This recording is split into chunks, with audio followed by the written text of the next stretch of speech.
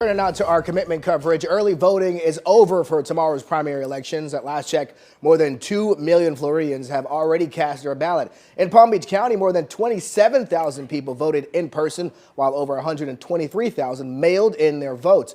According to the supervisor of elections office, that's a 15% turnout.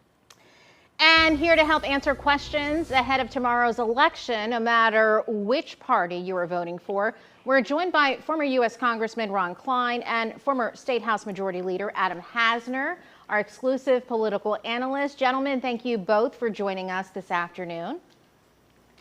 Let's start with Ron. Ron, we have seen about a 15% voter turnout, as we heard Shane say so far, with early voting and mail-in ballots in Palm Beach County. So do you think that's something we'll see improve tomorrow with people coming out to the polls? Ron, I'll start with you.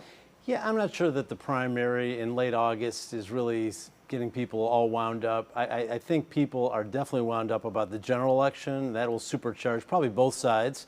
But I wouldn't read too much into this. Right now you have a governor's race and smaller things on the ballot, which probably just don't peak as much. Not that they shouldn't be, they should be. But unfortunately, it's probably a low turnout, typical in August. So Adam, same question to you. Voter turnout, a problem in the state? I'm not surprised that it's low for the same reasons that Ron mentioned, and there's really only one competitive statewide race on the Democratic side for governor, and so that's driving as much turnout as it is, and all the other issues are going to be more locally generated races. So people will turn out tomorrow, though. I think it's going to be in line with typical turnout for primary elections. Now, Adam, we're going to stick with you. Just last week, the governor announcing 20 arrests for voter fraud in the state, just days, of course, before this election. Is this something you believe voters will keep an eye on, and could it impact any of these races, particularly the governor's race?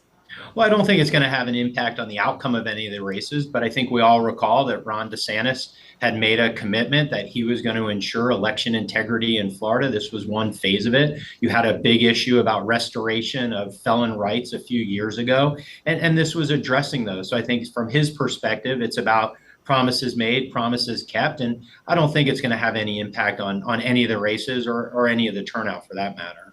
And back to you, Ron. What do you believe is the impact of the governor's, or is there an impact of the governor's announcement of the voter fraud arrest? I disagree. I think it's designed to have an impact, and it's designed to intimidate. There was no major voter fraud last time. The legislation that the governor pushed really was not related to any problem in Florida. Thank God we had a good election. I appreciate that.